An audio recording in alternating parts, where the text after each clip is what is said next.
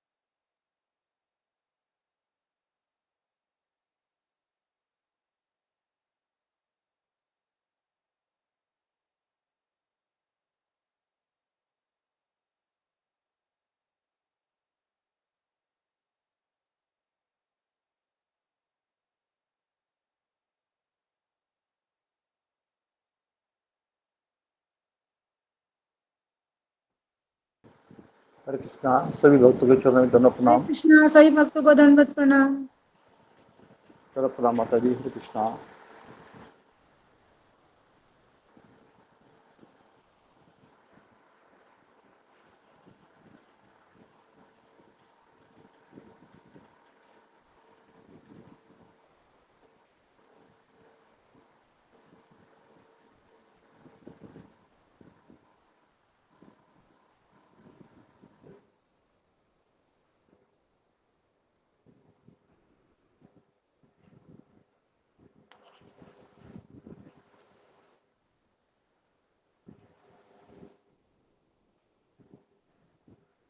हरे कृष्णा। रागिनी माता जी, जी प्रभु जी। ये नरसिंह आरती बोलिएगा। जी प्रभु जी, धन्यवाद प्रभु जी। दंडवत प्रणाम माता जी। हरे कृष्णा, सभी भक्तों को दंडवत प्रणाम। कोई मुझसे गलती हो जाए तो आप सब लोग क्षमा कर देना।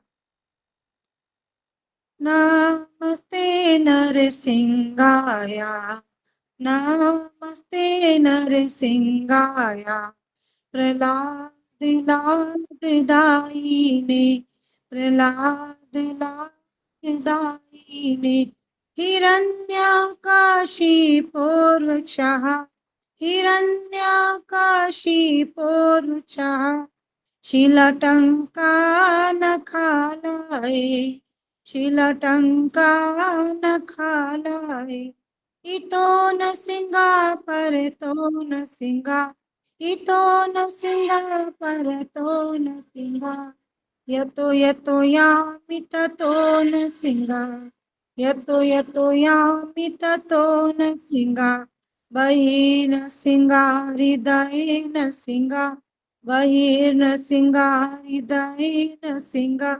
नरसिंहमदिं शरणं प्रपदे, नरसिंहमदिं शरणं प्रपदे, तव कर कमल वरे नखा, अद्भुत श्रृंगा दानिता हिरण्यकशिपु, तनु भृंगा केशव धृता नरहरि रूपा, जय जगदीश हरे, जय जगदीश हरे, जय जगदीश हरे, जय सिंह देव, नरसिंह देव, नरसिंह देव, जय नरसिंह देव, जय प्रहलाद महाराज, प्रहलाद महाराज, प्रहलाद महाराज, जय प्रहलाद महाराज, जय जय प्रभुपाद, प्रभुपाद, प्रभुपाद, जय जय प्रभुपाद, जय जय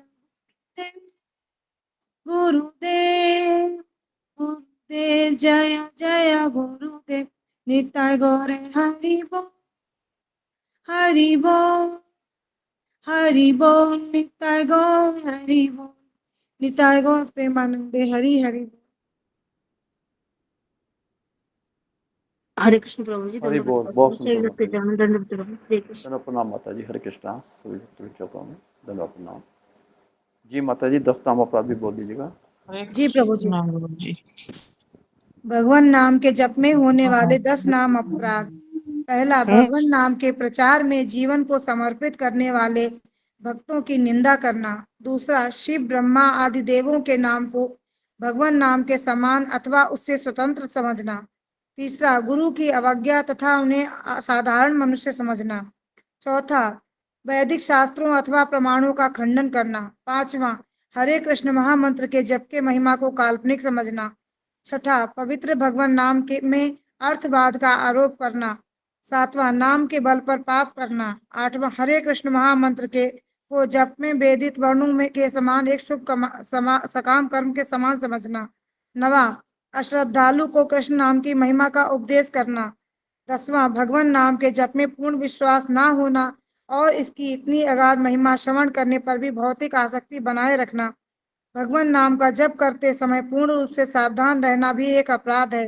प्रत्येक वैष्णव भक्त को चाहिए कि इन 10 प्रकार के नाम अपराधों से सदा बचकर रहे, ताकि श्री कृष्ण चरण कमलों में प्रीति अतिशीघ्र प्राप्त हो, जो मनुष्य जीवन का परम लक्ष्य है। हरे कृष्णा। धन्यवाद माता जी, बहुत सुंदर, धन्यवाद। कल तो कुछ हुआ ही नहीं था, कल तो गीता का रीडिंग की थी।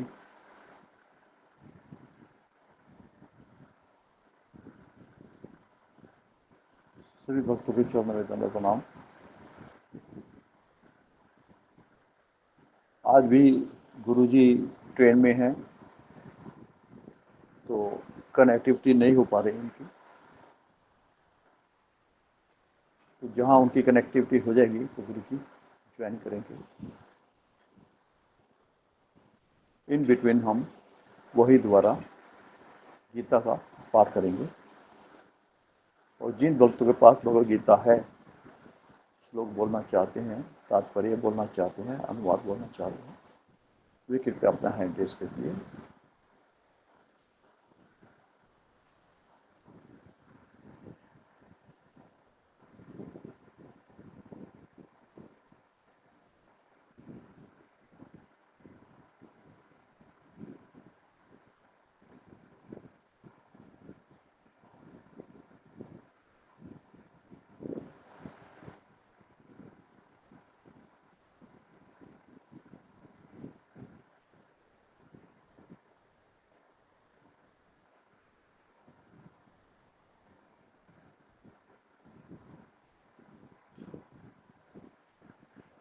कृष्णा, किसके पास भगवद गीता नहीं है? प्रभु जी, आपने मुझसे कुछ कहा? हरे कृष्णा गुरु जी, दंडवत प्रणाम सभी को दंडवत। मैं माता जी सभी भक्तों के कह रहा हूँ, दंडवत प्रणाम सभी भक्तों से, कि गुरुजी इस वक्त ट्रेन में है, गाड़ी में है, उनकी कनेक्टिविटी नहीं हो पा रही है, डिस्टर्बेंस है। जैसे ही गुरुजी कनेक्टिविटी होती है, गुरुजी ज्वाइन कर लेंगे। तो जब तक गुरुजी ज्वाइन नहीं करते, तब तक हम भगवद गीता का रीडिंग करेंगे, कल से आगे का श्लोक। और जिन भक्त के पास भगवद गीता है और जो अनुवाद और तात्पर्य पढ़ना चाहते हैं, वो कृपया हैंड रेज कीजिए।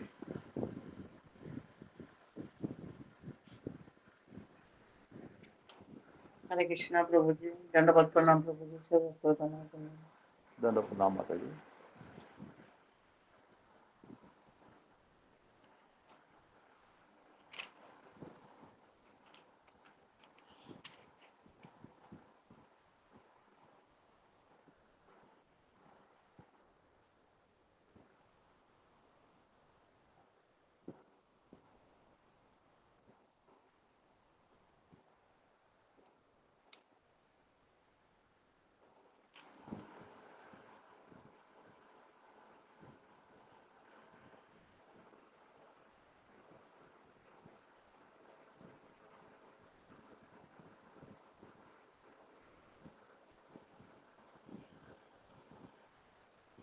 जी हरे कृष्णा।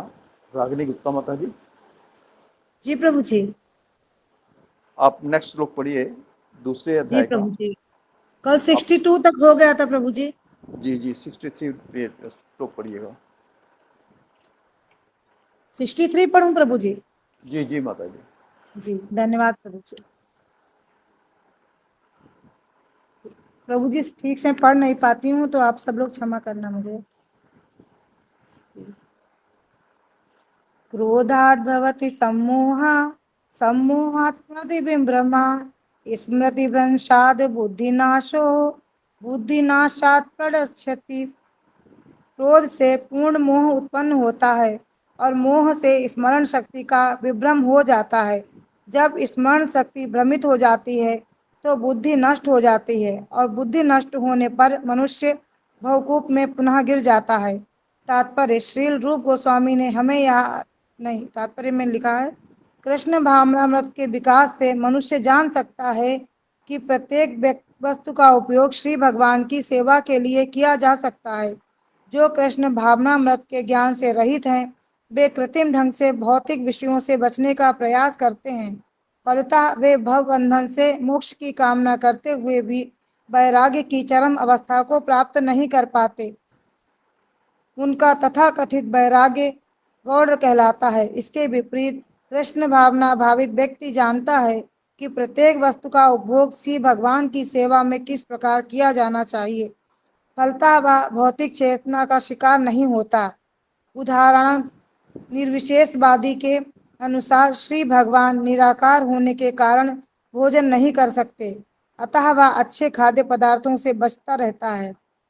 किंतु भक्त जानता है कि श्री कृष्ण परम भोक्ता हैं और भक्ति पूर्वक उन पर जो भी भेंट चढ़ाई जाती है वे उसे स्वीकार करते हैं। अतः श्री भगवान को अच्छा भोजन चढ़ाने के बाद भक्त प्रसाद ग्रहण करता है। इस प्रकार हर वस्तु प्राणवान हो जाती है और अधः पतन का कोई संकट नहीं रहता।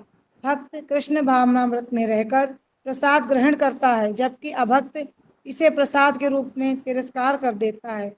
अतः निर्विशेषवादी अपने कृत्रिम त्याग के कारण जीवन को भोग नहीं पाता और यही कारण है कि मन के थोड़े से विचलन से वह भवकूप में पुनः आ गिरता है। कहा जाता है कि मुक्ति के स्तर तक पहुंच जाने पर भी ऐसा जीव नीचे गिर जाता है क्योंकि उसे भक्ति का कोई आश्रय नहीं मिलता। हरे कृष्णा। कोई भूल हुई हो तो क्षमा करना प्रभु जी। जी माता जी। अच्छा, गुरु जी की आज्ञा अनुसार जैसे आपने पढ़ा है, इसमें क्या समझ में आया आपको? क्या कह रहे प्रभु जी? जो आपने श्लोक पढ़ा है, इसमें जी, आपको क्या समझ में आया है? यही समझ में आया गुरु जी की कृपा से कि हमें जो भी हर चीज का भोग भगवान को अर्पण करके ही करना चाहिए, अपने लिए नहीं करना चाहिए। चाहे वो भोजन हो या जो भी, हर समय कृष्ण भावना में रहना चाहिए प्रभु जी। यही मुझे समझ में आया। हरे कृष्ण। जी माता जी।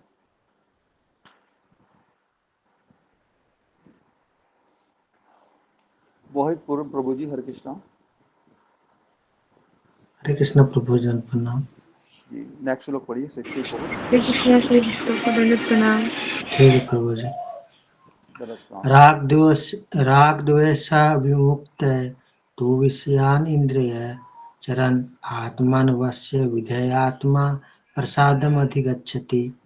किंतु समस्त राग तथा द्वेष से मुक्त एवं अपने इंद्रियों को संयम द्वारा वश में करने में समर्थ व्यक्ति भगवान की पूर्ण कृपा प्राप्त कर सकता है। तात्पर्य, यह पहले ही बताया जा चुका है कि कृत्रिम विधियों से इंद्रियों पर बाह्य रूप से नियंत्रण किया जा सकता है।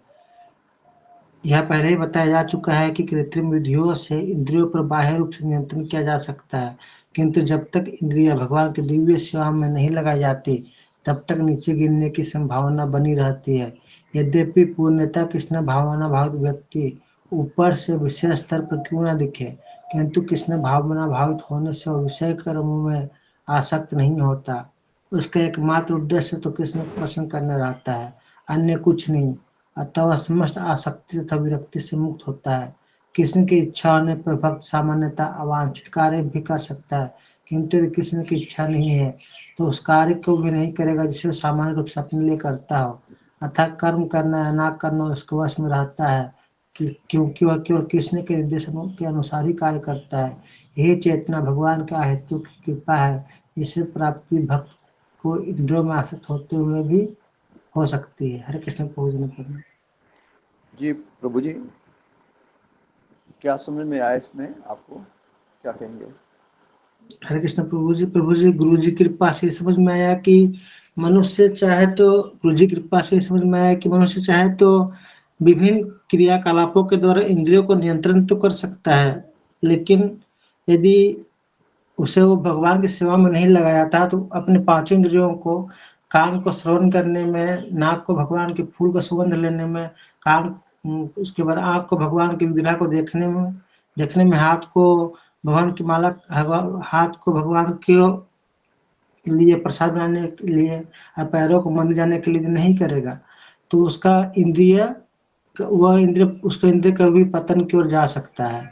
और उसे ये भी समझ में आया प्रभु जी गुरु की कृपा से कि कृष्ण भावना भावित व्यक्ति के कर्मों को देख के यह लग सकता है कि वह विषय कर्मों में लग सकता है कि वो विषय स्तर पे है। उसके कर्मों को देख के लग सकता है कि वह आम पुरुषों की तरह कार्य कर रहा है, लेकिन उसका जो कार्य रहेगा वो उसका जो चेतना रहेगी वो कृष्ण भावना भावित रहेगी। उसका उद्देश्य केवल एक ही रहेगा कि वो कृष्ण जी को पसंद करे, अपने गुरु जी को पसंद करे। इसी उद्देश्य से वो सारा कार्य करेगा। और वो अपने लिए, और ये बात भी समझ में आया गुरु जी की कृपा से कि कृष्ण भावना भावित व्यक्ति कृष्ण जी के लिए चाहे तो अवांछित कार्य भी कर सकता है, लेकिन यदि वह चाहे और कृष्ण की इच्छा नहीं हो तो वो कृष्ण के निर्देश वो अपने लिए कोई कार्य नहीं करेगा, वो सारा कार्य कृष्ण जी के लिए करेगा, गुरु जी के लिए करेगा। ये सोचना है प्रभु जी। सभी भक्तों को दंडवत। हरे कृष्णा। सभी भक्तों को दंडवत प्रणाम। धन्यवाद प्रणाम माता जी। हरे कृष्ण प्रभु जी जी। प्रभु जी। हरे कृष्ण प्रभु जी।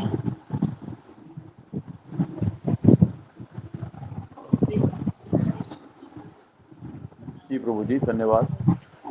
हरे कृष्णा। सभी भक्तों को दंडवत प्रणाम। हरे कृष्णा। धर्मराज प्रभु जी, हरे हरे कृष्णा। कृष्णा। हरे कृष्णा। गुरु जी दंडवत प्रणाम, सभी को दंडवत हरे प्रणाम। कृष्णा। प्रभु जी 65 नंबर श्लोक कीजिए। हरे कृष्णा माता जी।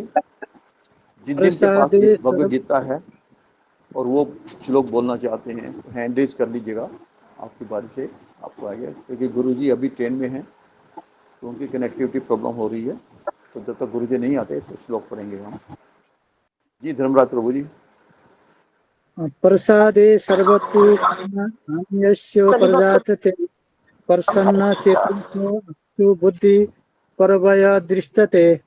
इस प्रकार से कृष्ण भावना में तिष्ठ व्यक्ति के लिए संसार के तीनों पाप नष्ट हो जाते हैं और ऐसी तिष्ठ चेतना होने पर उसकी बुद्धि शीघ्र ही स्थिर हो जाती है। तात्पर्य तो नहीं है प्रभु जी इसका। जी नेक्स्ट पढ़िएगा, श्लोक 66 पढ़िएगा। 66 नास्ति बुद्धिरस्तिष्ठतासु तस्य भावना न चास् भावस्य शांति शांतस्य कुर्त सुखम। जो कृष्ण भावनामृत में परमेश्वर से संबंधित नहीं है उसकी न तो बुद्धि तीव्र होती है और न ही मन स्थिर होता है, जिसके बिना शांति की कोई संभावना नहीं है। शांति के बिना सुख भी कैसे हो सकता है? कृष्ण भावनामृत हुए बिना शांति की कोई संभावना नहीं हो सकती। अतः 5वें अध्याय में इसकी पुष्टि की गई है कि जब मनुष्य वो संपन्न समझ लेता है कि कृष्ण ही यज्ञ तथा तपस्या का उत्तम फलों का एकमात्र भोक्ता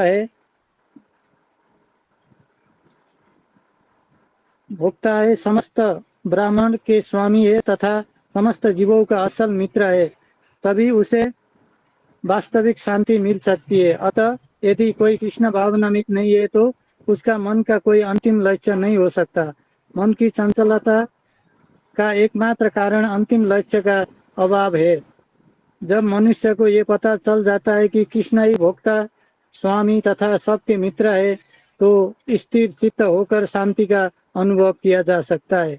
अतएव जो कृष्ण से संबंधित न रखकर कार्य में लग सकता है वो निश्चय सदा दुखी और अशांत रहेगा। भले ही ये जीवन शांति तथा आध्यात्मिक उन्नति का कितना ही दिखावा क्यों न करे। कृष्ण भावनामृत स्वयं प्रकट होने वाला शांतिमय अवस्था है, जिसकी प्राप्ति कृष्ण के संबंध से ही हो सकता है। हरे कृष्ण प्रभु जी। जी प्रभु जी, धन्यवाद। तो इसमें बताया गया है कि जीवन का एक लक्ष्य सिर्फ कृष्ण भावना भावित है। कृष्ण हमारे स्वामी हैं, कृष्ण हमारी गति है, कृष्ण हमारी नीति है। तो जिस भक्त को पता है कि हमारा एकमात्र उद्देश्य श्री कृष्ण को प्रसन्न करना है, गुरु को प्रसन्न करना है,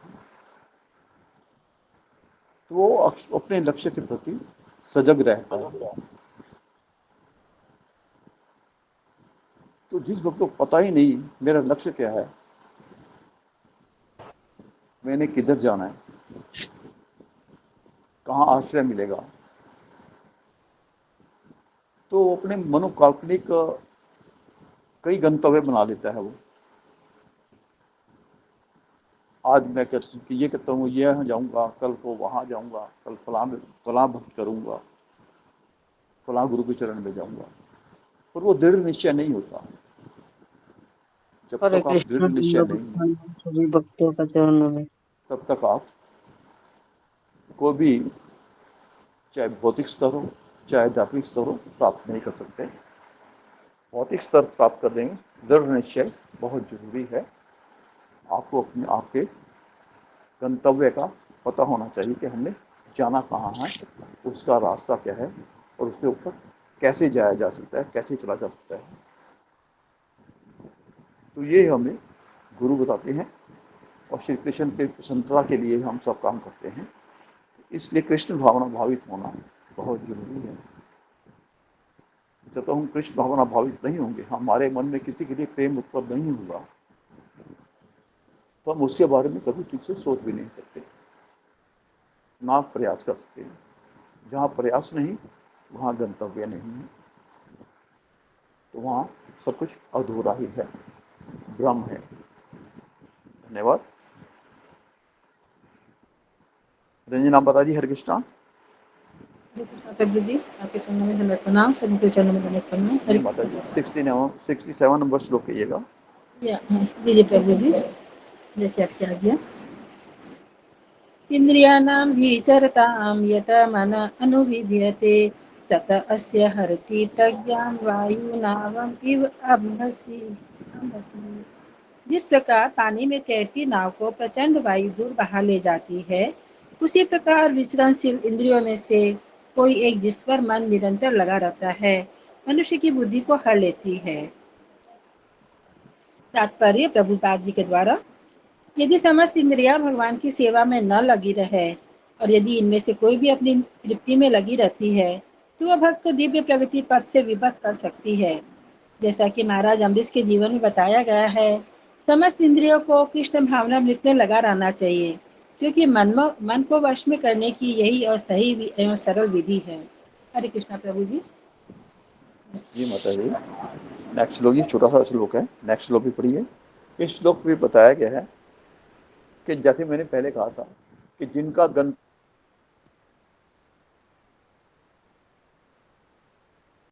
म्यूट है प्रभु जी। हरे कृष्ण प्रभु जी गुरु आप जी। म्यूट। गुरु जी आ गए। हरे कृष्ण गुरु जी।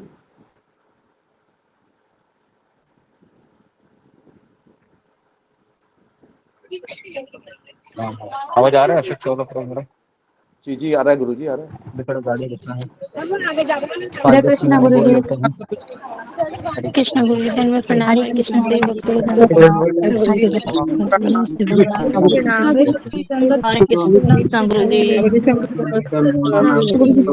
दंडवत प्रणाम। दंडवत सभी भक्तों को दंडवत प्रणाम। हरे कृष्णा। हरे कृष्णा, हरे कृष्णा। तो जी, सबका स्वागत है। गाड़ी रुकी हरे है थोड़ा, कृष्णा 5 मिनट में 10 मिनट बोल लेते हैं। मेरे बैकग्राउंड का आवाज आ रहा है? आ रहा है गुरु जी, आपकी आवाज क्लियर आ रही है, आप बोलिएगा।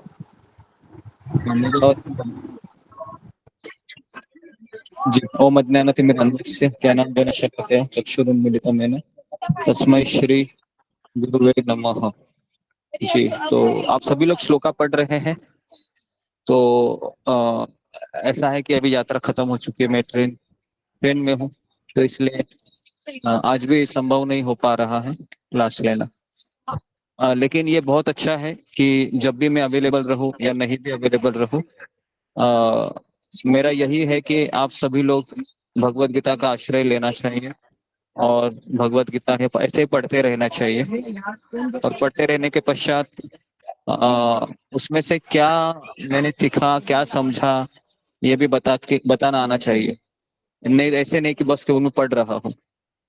तो इसलिए अशोक चावला प्रभु है, वह जब भी आप पढ़ेंगे तो आपको ये बताया जाएगा कि आपको क्या समझा जो आपने पढ़ा उसमें।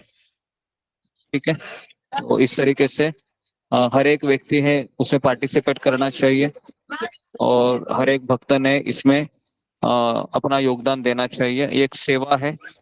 आप स्वयं भक्तों के सामने भगवत गीता को पढ़ेंगे और फिर बताने का प्रयास करेंगे, और इसी को सत्संग कहते हैं। सत्संग का अर्थ है कि एक व्यक्ति बोलेगा और सब सुनेंगे, ऐसा नहीं है। सत्संग का अर्थ है कि सभी भक्तों ने उसमें अपना अपना योगदान देना चाहिए, अपने अपने मतों को व्यक्त करना चाहिए विनम्रता पूर्वक, धैर्यता पूर्वक, और उसको सत्संग कहते हैं। तो जी, तो एक नया पैटर्न रहेगा ये।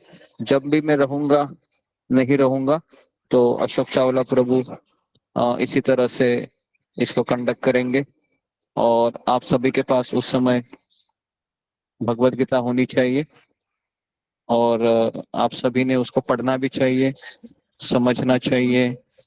और ये एक अभ्यास वर्ग है ना। मैं हमेशा इस सत्संग को अभ्यास वर्ग के हिसाब से देखता हूँ। ये कोई प्रवचन, ऐसा में प्रवचन का ऐसा नहीं एक ही व्यक्ति बोलेगा, ऐसा नहीं, सब लोगों को बोलने का अवसर है यहाँ पर।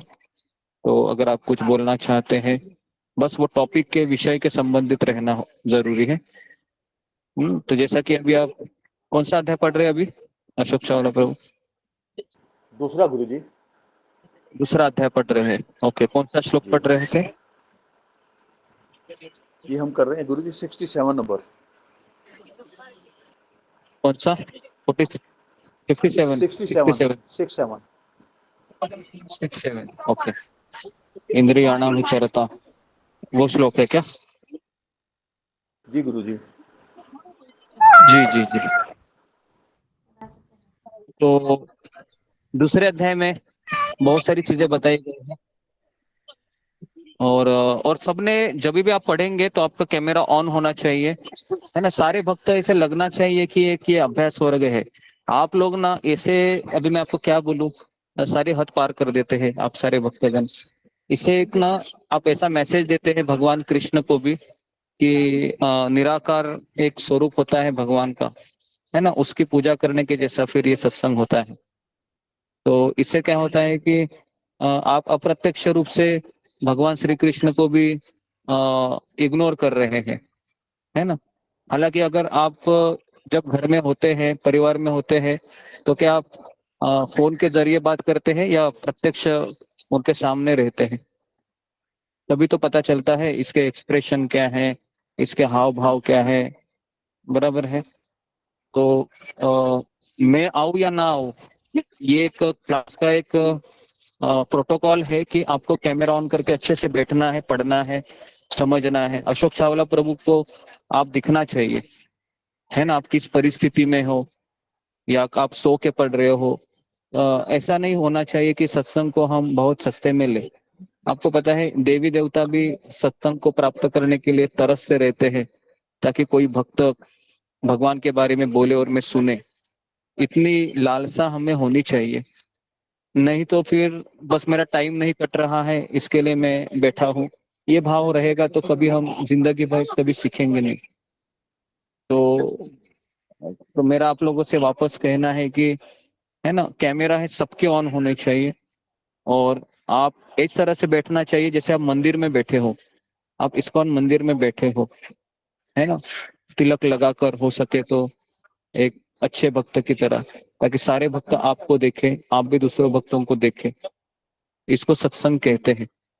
है ना। और हमारे बहुत पुराने पुराने भक्त भी ये आदत को अपनाए हैं, है ना। इसके लिए बाकी के लोग भी आते हैं तो फिर वो भी ऐसे ही करते हैं। तो ये इस तरीके से एक रॉन्ग मैसेज हम सत्संग में दे रहे हैं, तो इसका हमेशा हमको ध्यान रखना चाहिए। कोई इमरजेंसी है तो कृष्ण है उसको स्वीकार करेंगे, लेकिन कोई इमरजेंसी नहीं है फिर भी आप इस तरीके से सत्संग में आ रहे हैं तो कुछ पता ही नहीं चलेगा।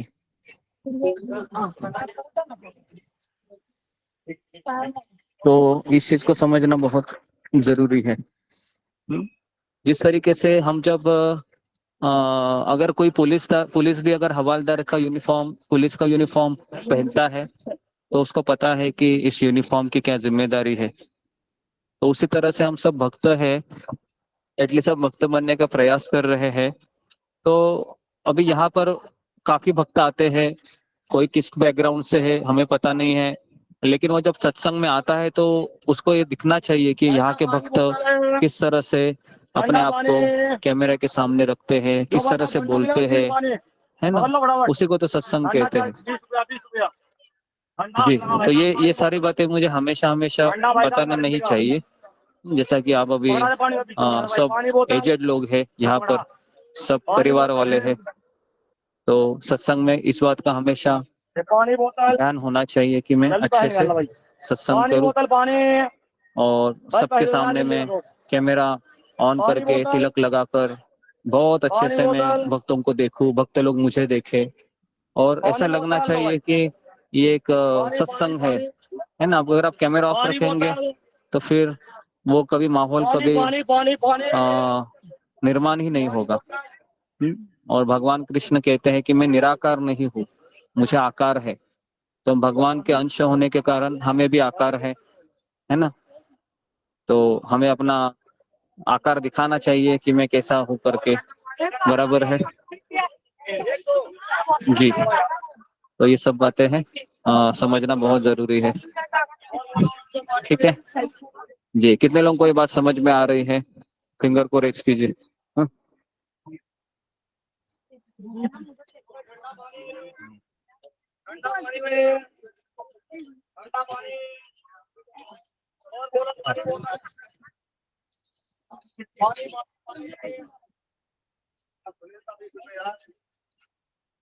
ओके 36 लोगों में समझ में आई।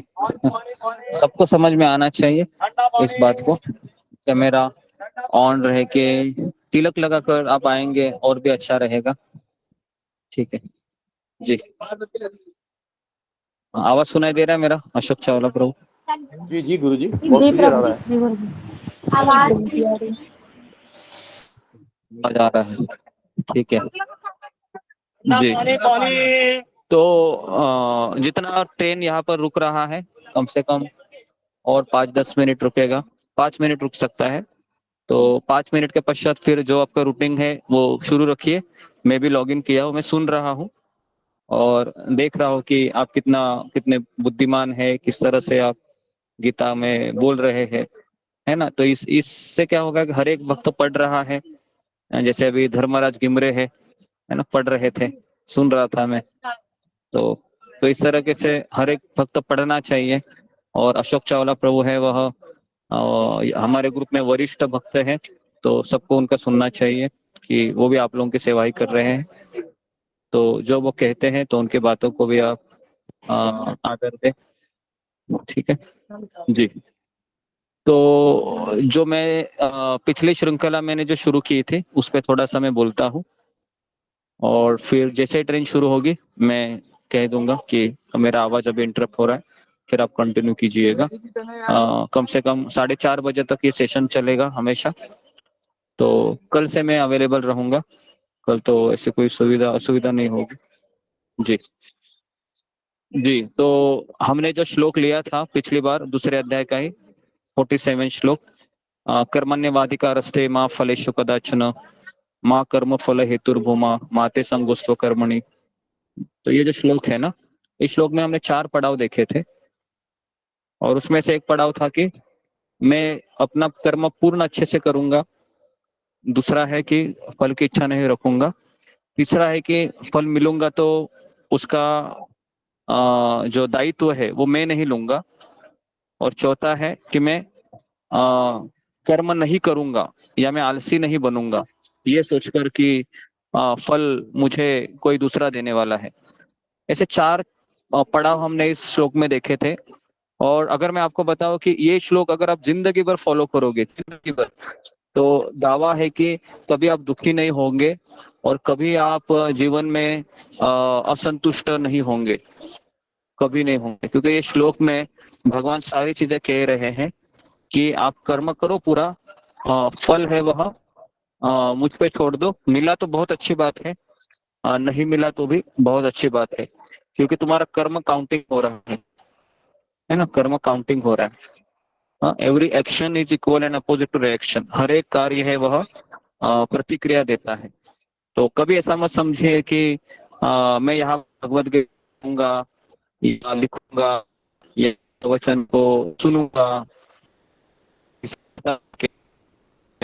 करे कि हाँ, आप हर एक प्रवचन जब सुनते हैं, प्रवचन शब्द हम जब कृष्ण के करीब जाते हैं, कृष्ण के करीब जाते हैं, वो प्रवचन है। हरे कृष्णा हरे कृष्ण। आवाज आ रहा है अशोक चावला प्रभु? जी जी गुरु जी, आ रहा है।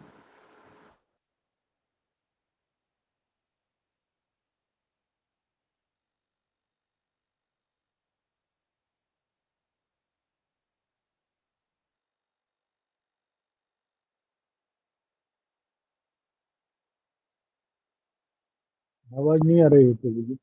हरे कृष्णा। जी जी, अभी तक गुरु जी बोलेंगे नहीं, अभी बोलेंगे। वो देख रहे हैं कोई अच्छा स्थान जहाँ पर आवाज स्पष्ट आ सके।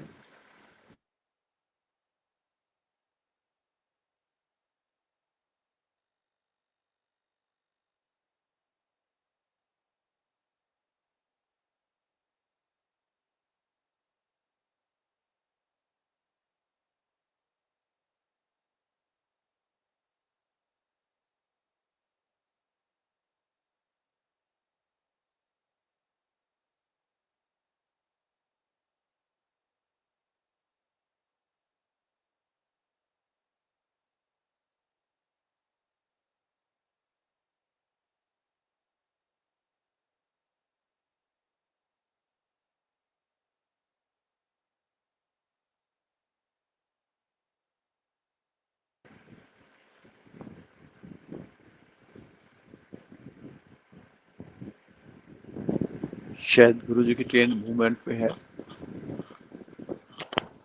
तो हम दोबारा से अपना रीडिंग शुरू करते हैं। ज्वाइन किया है गुरु जी ने, अभी दोबारा ज्वाइन किया है।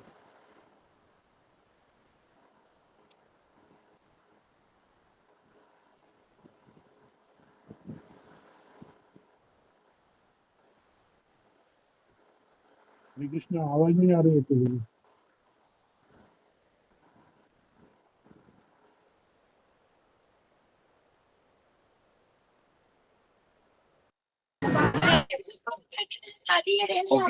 गाड़ी अभी चली है अशोक चावला प्रभु, कंटिन्यू करो आप। जी जी गुरु जी, जी गुरु जी।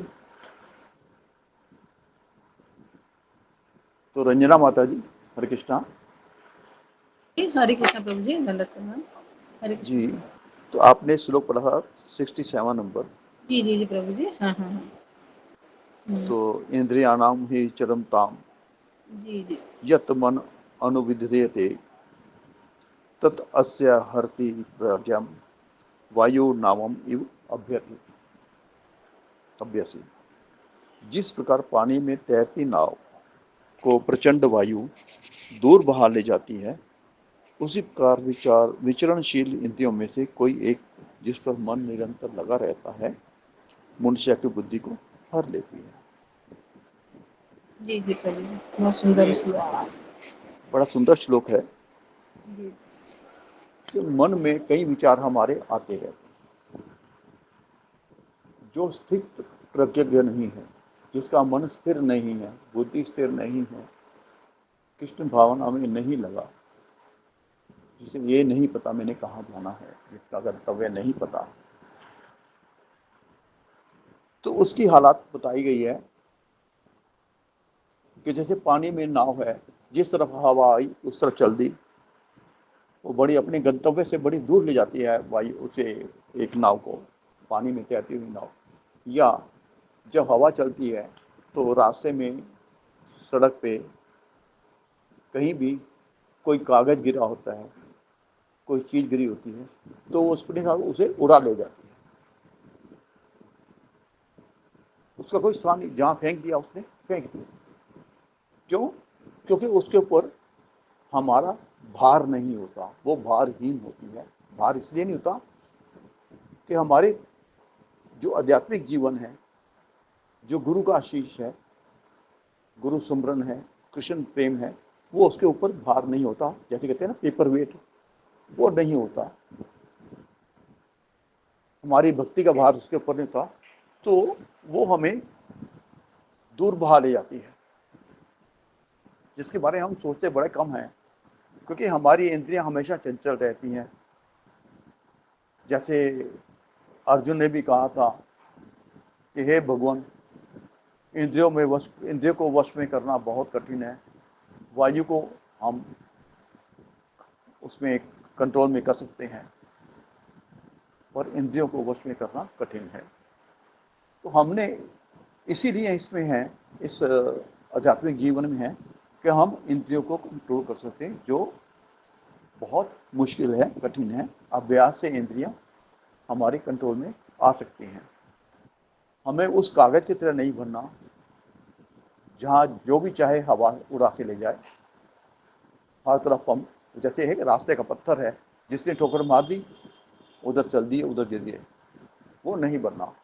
हमें अपना वेट होना चाहिए, आध्यात्मिक जीवन का अनुभव होना चाहिए। हमें पता होना चाहिए स्पष्ट कि हमारे सारे स्वामी कृष्ण हैं, कृष्ण ही हमारे सब कुछ है। गुरु और कृष्ण तक प्रसन्नता के लिए हम हैं। जो हम ऐसे कार्य करेंगे ना, तो जो विचार, जो हमारी जो इंद्रियां हैं, वो इजीली, आराम से विचलित नहीं होंगी। उनको विचलित होने के लिए संघर्ष करना पड़ेगा हमारे साथ। हमें ऐसा स्ट्रॉन्ग होना है कि हमको उनको विचलित नहीं होने देना। तो इस श्लोकार्थ मेरे हिसाब से यही है। अगर मैं गलत हूँ तो मेरे को क्षमा करना। तो 68 श्लोक पढ़िए और रंजना माता जी, ये श्लोक छोटा सा था। 68 पढ़िए प्रभु जी 68 पढ़ती हूँ प्रभु जी। हरे कृष्ण। अपि च नमोदनत्वं।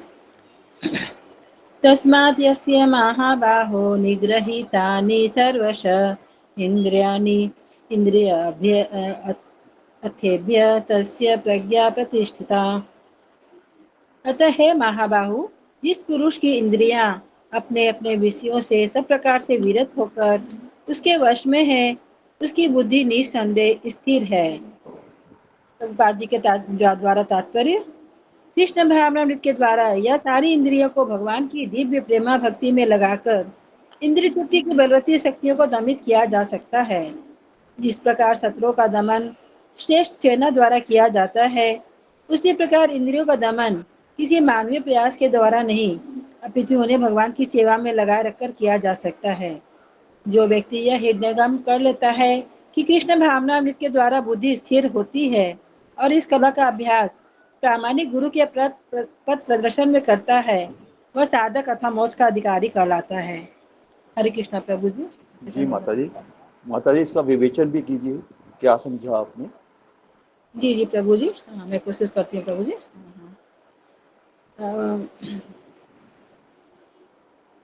वही प्रभु जी, मतलब इस श्लोक में बहुत सुंदर श्लोक है और ये यही बताया जा रहा है इस श्लोक में कि हमें अपनी इंद्रियों को मतलब हमेशा वश में रखना है। मतलब अपने इंद्रियों को हमेशा भगवान की सेवा में लगा के रखना है। जैसे अम्बरीश महाराज अपनी 5 इंद्रियों को भगवान की सेवा में लगा के रखते थे। जैसे अपने हाथों से वो भगवान की से मतलब मंदिर की सफाई करते थे, आंखों से भगवान का दर्शन करते रहते थे हमेशा, और कानों के द्वारा हमेशा भगवान की कथा रूपीला गुण का श्रवण करते रहते थे, और नाक के द्वारा वो अपना भगवान की जो भगवान के चरणों में जो पुष्प अर्पित होता था, तो तुलसी पत्र अर्पित होता था, उसकी वो सुगंध लेते थे। और कान नाक आँख, और हमेशा भगवान का प्रसाद लेते थे जीवा के द्वारा। भगवान के चरणों में जो भी अर्पित करते हैं, प्रसाद करते हैं, भगवान को जो भोग लगाते हैं, वो भगवान का प्रसाद ग्रहण करते थे। तो वैसे हमको भी अपनी इंद्रियों को हमेशा भगवान की सेवा में रत रखना चाहिए, तभी हमारी इंद्रियां हमारे वश में हो सकेगी। क्योंकि इंद्रियां बहुत चंचल होती है, हमारी इंद्रियां वो कभी भी मतलब भटक सकती है, कभी भी वो किसी भी दिशा में जा सकती है। तो भगवान की दिव्य प्रेमा भक्ति में ही जब हम उसको लगाते हैं सारी इंद्रियों को, तब ये इंद्रिय तृप्ति की बलवती शक्ति को दमित किया जा सकता है, तभी हम अपने इंद्रियों को कंट्रोल में कर सकते हैं। और इसमें बहुत सुंदर उदाहरण दिए हैं कि जिस प्रकार हम शत्रुओं का दमन श्रेष्ठ सेना द्वारा किया जाता है। क्योंकि जो भी दुश्मन होते हैं, तो वो जब तक सेना जब तक वो श्रेष्ठ नहीं होगी, जब तक वो शक्तिवान नहीं होगी, और उसे मतलब जब तक सरकार द्वारा उसे एकदम नहीं ये बलवान बनाया जाएगा। जैसे भगवान हमको शक्ति देते हैं, बल देते हैं, तो हम कुछ भी कार्य करते हैं। तो वैसे ही मतलब जो जब श्रेष्ठ सेना होती है, तो वो शत्रु का दमन कर सकती है। तो उसी प्रकार जब हम इंद्रियों का दमन किसी अपने प्रयास के द्वारा नहीं कर सकते हैं। जब तक हम अपने इंद्रियों को भगवान की सेवा में नहीं लगा के रखेंगे, तब तक वो इंद्रिया हमें हमें हम वश में नहीं कर सकते हैं। और जब व्यक्ति यह मतलब अपने जब हृदय में ये धारण कर लेता है कि कृष्ण भावनामृत के द्वारा ही बुद्धि स्थिर हो सकती है, और जब वो प्रामाणिक गुरु के मार्गदर्शन में जब वो मतलब कार्य करता है, उनके पथ प्रदर्शन में जो वो जैसा हमें गुरु आदेश देते हैं, और उनकी आज्ञा का पालन वो अच्छे से करता है, निष्ठा के साथ, ईमानदारी के साथ करता है, तभी वह साधक तथा मोक्ष का अधिकारी कहलाता है। तो हमें बस इस श्लोक में यही बताया गया है कि हमें अपने इंद्रियों को हमेशा भगवान की सेवा में लगा के रखना है, और अपनी बुद्धि को हमेशा, जैसे हमारी बुद्धि में हमेशा कृष्ण मतलब रहना चाहिए। हम जैसे व्यवसात्मक बुद्धि जो होती है ना, जैसे अपनी बुद्धि में हमेशा कृष्ण को बैठा के रखना है, मतलब एक ही दिशा में वो कार्य करना चाहिए। क्योंकि हम अलग अलग दिशा में अपनी बुद्धि को लगाएंगे हर कोई भी चीज़ में, तो वो बुद्धि अलग अलग चीज़ों में भागती रहेगी। वो मतलब वो कुछ भी कर सकती है। हमारी बुद्धि भी में हमेशा कृष्ण को बैठा कर रखना है, तभी हमारी इंद्रियां भी हमारे वश में रहेगी। प्रभु जी, मुझको ये समझ में आया, कुछ गलती हो तो क्षमा कीजिएगा, और आप बहुत थोड़ा सा सुंदर, बता दीजिए। बहुत सुंदर माता जी, बहुत धन्यवाद। सुंदर बताया माता जी। बस थोड़ा सा प्रयास किया प्रभु माता जी, आप लोग की कृपा के द्वारा। वही इस श्लोक में भी वही अर्थ है, जैसा मैंने पहले श्लोक में कहा था कि हमें भगवान की सेवा में अपनी इंद्रियों को लगाना चाहिए, इधर उधर भटकने नहीं देना चाहिए। जो स्थिर बुद्धि है, स्थिर प्रज्ञा है, उसकी इंद्रियां, प्रभु जी आपका आवाज बहुत छोटा आ रहा है, कम आ रहा है। तो जो स्थिर बुद्धि है, उसके मन में कृष्ण प्रेम है, गुरु प्रेम है, उसकी इंद्रियां हमेशा वश में रहने की कोशिश करती हैं कि वो अपने वश में रखता है। जैसे हाथी को रखता है ना, अंकुश अपने वश में रखता है, हाथी को इधर उधर नहीं जाने देगा। ऐसे ही हमारे यहाँ इंद्रियां, हमें भगवत प्रेम होना, हमें तो हम अपनी इंद्रियों को कंट्रोल कर सकते हैं। संपूर्ण कंट्रोल तो संभव नहीं है हम जैसे जीवों में। हाँ, हम बहुत अंशों तक उसे कंट्रोल कर सकते हैं, गुरु सेवा में, कृष्ण भक्ति में। अब जैसे हम क्लासेस ले रहे हैं, ये क्लास चल रही है, भगवद गीता ही चल रही है, सुबह भागवतम क्लास चलती है, जपा चलती है। अगर जपा क्लास ना हो तो हम सोते रहेंगे, उठेंगे या कोई काम करेंगे ऐसा जो हमारी इंद्रियां चाहती हैं, क्योंकि हम टोटली इंद्रियों के कंट्रोल में हैं अगर हमें कोई सहारा नहीं है। अगर 9 बजे वाली क्लास ना हो, हम मोबाइल देखेंगे या टीवी के आगे देखेंगे, लेकिन हमें पता है कि हमने कृष्ण सेवा में लगना है, कृष्ण भक्ति में लगना है, कृष्ण के बारे में सुनना है, कृष्ण को जानना है, अपने गुरु को जानना है, भक्ति को जानना है, ये रास्ता क्या है इसे जानना है, हमारा गंतव्य हमें पता है। तो हम ना मोबाइल में लगेंगे, ना टीवी देखेंगे, रास्ता हमारा बिल्कुल क्लियर है कि हमने भक्ति में लगना है, 9 बजे हमने बैठना ही बैठना है, चाहे हमें समझ में आए या ना आए, पर इसका असर होता है। जैसा मैंने एक बार पहले भी एग्जांपल दिया था कि एक बार गुरु नानक देव जी जा रहे थे अपने 2 शिष्यों के साथ, कहीं पे गांव से गुजर रहे थे, तो उनका एक शिष्य कहने लगा, महाराज आप इतने ऊंचे ऊंचे प्रवचन करते हैं, इतनी ऊंची ऊंची बातें करते हैं, हमें समझाने की कोशिश करते हैं, और हम तो मंद बुद्धि हैं, हमारी समझ में कुछ नहीं आता, हमारे सिर के ऊपर ऊपर से यही चीज निकल जाती है, तो हमें इसका लाभ क्या होगा, हमारा सत्संग तो व्यर्थ क्या रहा। तो वहां पे पुराने गांव में, पुराने टाइम में हर एक गांव में गाय वगैरह पाली जाती थी, तो दूध बिलोते थे, चाटी पड़ी होती थी गांव के बाहर, घर के बाहर, चाटी में जिसमें दूध बिलोते हैं उसे चाटी बोलते हैं पंजाबी में। तो महाराज ने उससे शिष्य को बोला कि बेटा जरा जाके देखो वो चाटी पड़ी है, उस बर्तन में क्या है। तो वो भक्त गया वहां पे,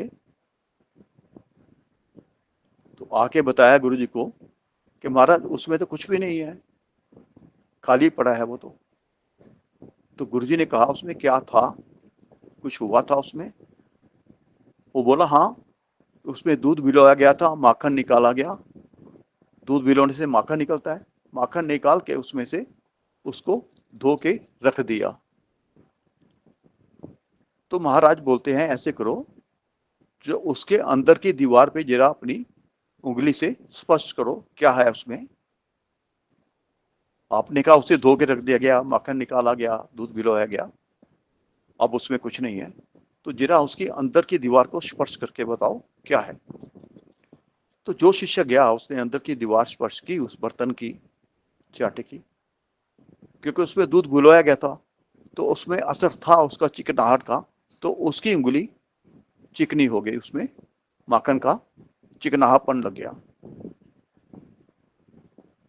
तो उसने कहा महाराज ये तो चिकनी है अंदर से। तो गुरु महाराज ने कहा यही बात है सत्संग की, जैसे उसमें माखन भिगोया गया, दूध भिगोया गया, माखन निकाल लिया गया, पर उसका असर अब भी है उसमें, चले चाहे उसे धो दिया गया है पर उसका असर अभी भी है। तो इसी तरह सत्संग का असर होता है, चाहे समझ में आए या ना आए, तो सत्संग का असर होता है। धीरे धीरे हम भी माखन बनेंगे, धीरे धीरे हम भी अपने आप को उस प्रक्रिया में डालेंगे, हमें भी असर होगा। तो असर तो होता है। आप अग्नि के पास से गुजरे, अग्नि का सेक आपको लगेगा, गर्माहट आपको मिलेगी। तो ऐसे ही सत्संग का असर होता है। जैसे कहते हैं ना ये कि जिस तरह शत्रु को श्रेष्ठ सेना से जीता जा सकता है, ये श्रेष्ठ सेना क्या है, ये गुरु नाम है, भक्ति नाम है, कृष्ण भक्ति, ये श्रेष्ठ सेना है हमारी, जो हमारी इंद्रिया रूपी शत्रु का दमन करती है। हम नाम जप करते हैं, बड़ी शक्ति है नाम जप में, रोज पाठ करते हैं। थोड़ा सिंसियर होना सीखें, थोड़ा सिंसियर होंगे ना हम, तो हम इंद्रियों को कंट्रोल कर सकते हैं, मतलब दमन कर सकते हैं, इंद्रियों को कंट्रोल कर सकते हैं। टोटली कंट्रोल तो संभव नहीं है, क्योंकि बड़े बड़े ऋषि मुनि संभव तो वो हो गए थे, हाँ, पर हम काफी चीजों से बच सकते हैं। तो इंद्रियों को हम भगवान की सेवा में लगाएं तो बहुत कुछ हो सकता है। तो हमें पता है हमारा एकमात्र ओनली वन जो हमारा उद्देश्य है, कृष्ण भगवान को प्राप्त करना है, उनकी सेवा, उनकी भक्ति प्राप्त करना है। तो इसलिए ऐसा बताया गया इस उसमें, जैसा मैं समझता हूँ कि स्थिर बुद्धि होना चाहिए, हमारा उद्देश्य स्पष्ट होना चाहिए, हमने ये काम करना है, और उसके लिए हमें दृढ़ विश्वास भी होना चाहिए उसमें। तो मेरे हिसाब से यह है श्लोक का अर्थ। अगर कोई मेरे से गलती हो गई हो तो क्षमा चाहूंगा। हरे कृष्णा। हरि बोल हरि बोल। बहुत अच्छा सुंदर, बताया प्रभु जी बहुत आपने। सुंदर हरि प्रभु बोल जी, प्रभु जी, हरे हरि कृष्ण। बोल। बहुत हरे सुंदर, कृष्णा। बहुत बहुत सुंदर सुंदर प्रभु। बताया प्रभु जी आपने। बहुत हरि बोल प्रभु जी। धन्यवाद माता जी। हरे बहुत प्रभु अच्छा जी। बताया प्रभु जी, बहुत अच्छा बताया। ये सभी सत्संग का असर है। उषा ठाकुर माता जी, हरे कृष्णा। बहुत अच्छा बोलते हैं प्रभु जी आप। धन्यवाद माता जी, सत्संग का असर है, आप लोगों की कृपा का असर है। जी प्रभु जी। उषा ठाकुर हरे माता जी, हरे कृष्ण कृष्णा। प्रभु जी, दंडवत प्रणाम। हरे कृष्ण धन्यवाद प्रभु प्रणाम जी, माता जी, दंडवत प्रणाम। धन्यवाद बहुत प्रणाम अच्छा माता तो जी। प्रभु नेक्स्ट जी। श्लोक पढ़िएगा। हरे कृष्णा प्रभु जी दंड प्रणाम। जी प्रभु जी। दंड प्रणाम। धन्यवाद प्रणाम। 69 नंबर श्लोक पढ़िएगा माता जी।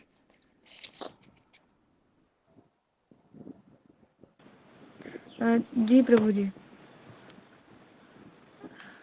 या निशा सर्वभूतानां तस्यां जागृति संयमे, यस्यां जागृति भूतानि सा निशा पश्यतो मुने।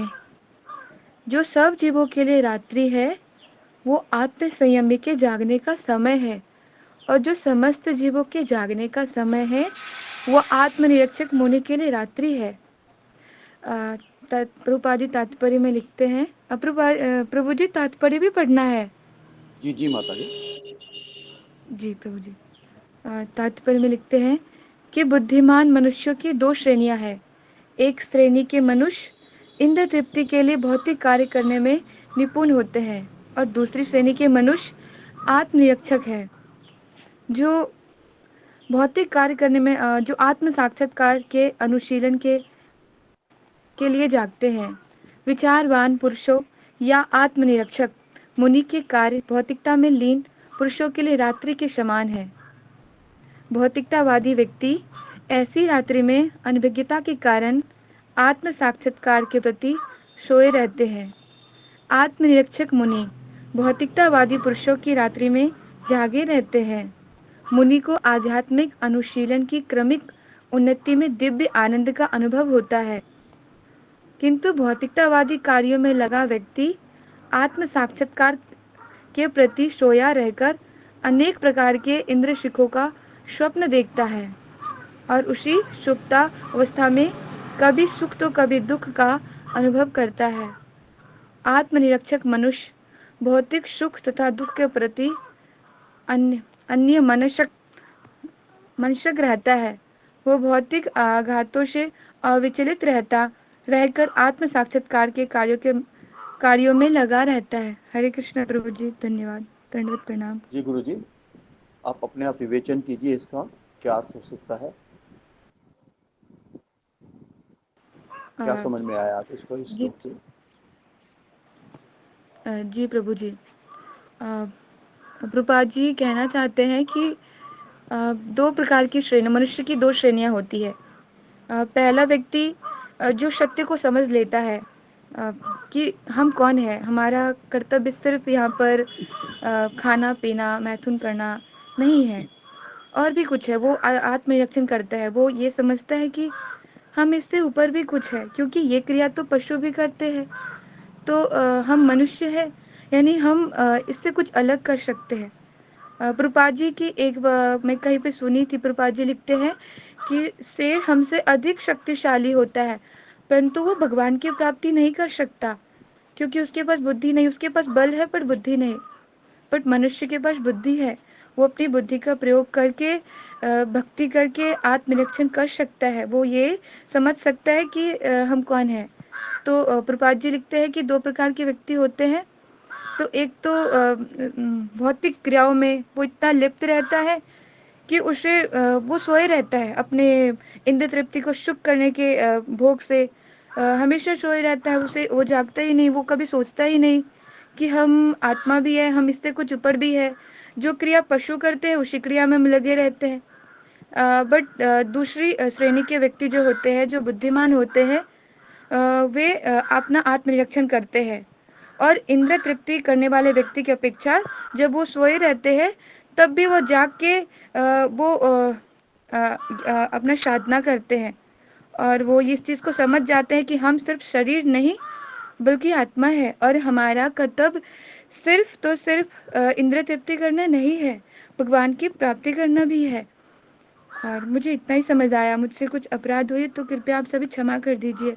हरे कृष्णा। आप सभी के चरणों में हरि दंडवत बोल प्रणाम। माता धन्यवाद। जी, हरि बोल माता जी। बहुत धन्यवाद। अच्छा बोला, बहुत अच्छा बोला। हरे बोल। बहुत बहुत सुंदर, सुंदर बहुत बताया स्वादिष्ट। आपने।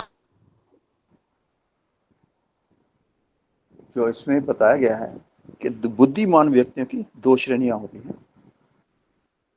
एक श्रेणी में मनुष्य इंद्रिय तृप्ति के लिए भौतिक कार्य करता है। तो आध्यात्मिक जैसे व्यक्ति के लिए जो इंद्रिय तृप्ति में लगा है व्यक्ति, वो बुद्धिमान तो नहीं कहा जा सकता ना, क्योंकि उसे अपना पता ही नहीं है। तो 24 घंटे जैसे पशु, माता जी ने कहा, पशु करते हैं वही काम वो भी कर रहा है, उनसे भिन्न तो कुछ नहीं। केवल बुद्धि मानव शरीर इसीलिए मिला है हमें कि हम अपने जो हमने दोबारा गलती की है, हम वो गलती को सुधार करें और हम अपने धाम को वापस जाएं, अपने भगवान को पहचानें। हम क्यों गलती करके यहाँ दुख सुख भोग रहे हैं, क्यों गलती करके हम आए हैं, विद्रोह करके भगवान से आए हैं यहाँ पे इस जीवन में। तो पशु और हमारे में कोई अंतर नहीं है। जो काम पशु करता है, अपने बच्चों के लिए भोजन की व्यवस्था करता है, मैथुन करता है, सोता है, खाता पीता है, वो हम कर रहे हैं। जो इंद्रिय तृप्ति में लगे हुए हैं, मैं उनकी बात कर रहा हूँ, उनका कार्य इनसे भिन्न नहीं है। तो ये श्रेणी जो है इंद्रिय तृप्ति करने की, ये 84 लाख योनियों में दोबारा गिरते रहेंगे जब तक इन्हें साक्षात्कार ना हो, कोई अच्छा गुरु ना मिले। ठीक है, ना मिले, गिरे। तो गुरु ऐसा होता है जो हमें इस दलदल से निकाले, हमें गिरने ना दे। अकेला गुरु उसमें नहीं कर सकता, उसमें हमारा मनोभाव भी होना चाहिए। हमें ऊपर उठने का हमारे मन में संकल्प होना चाहिए, हमारे मन में ऐसी इच्छा होनी चाहिए कि मैं क्यों हूं यहाँ पे। हमें आत्मनिरीक्षक बनना चाहिए, अपने आप में सोचना चाहिए। शाम को बैठ के, रात को बैठ के एक बात सोचना चाहिए कि हम क्यों हैं, हमने क्या किया, क्या हमने कमाया, क्या खोया।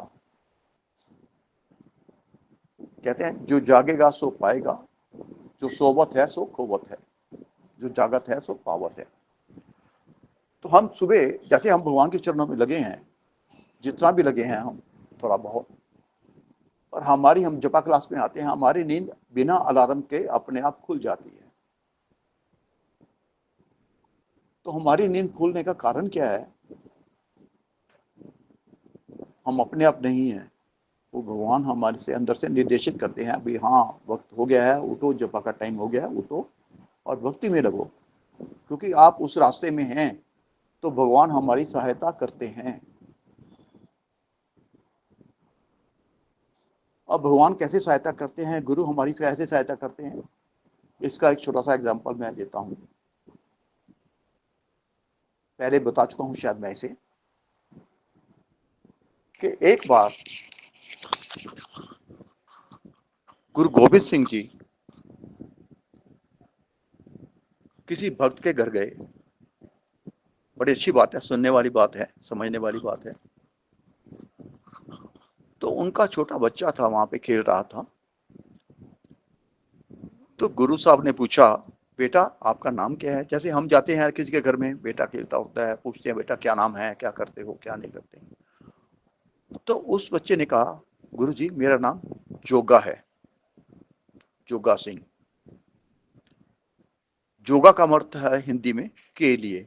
तुम्हारे पंजाबी में कहते हैं तेरे जोगा, मतलब आपके लिए। गुरुजी कहते हैं ठीक है भाई, ये बात समझ के रखना कि तुम मेरे लिए हो।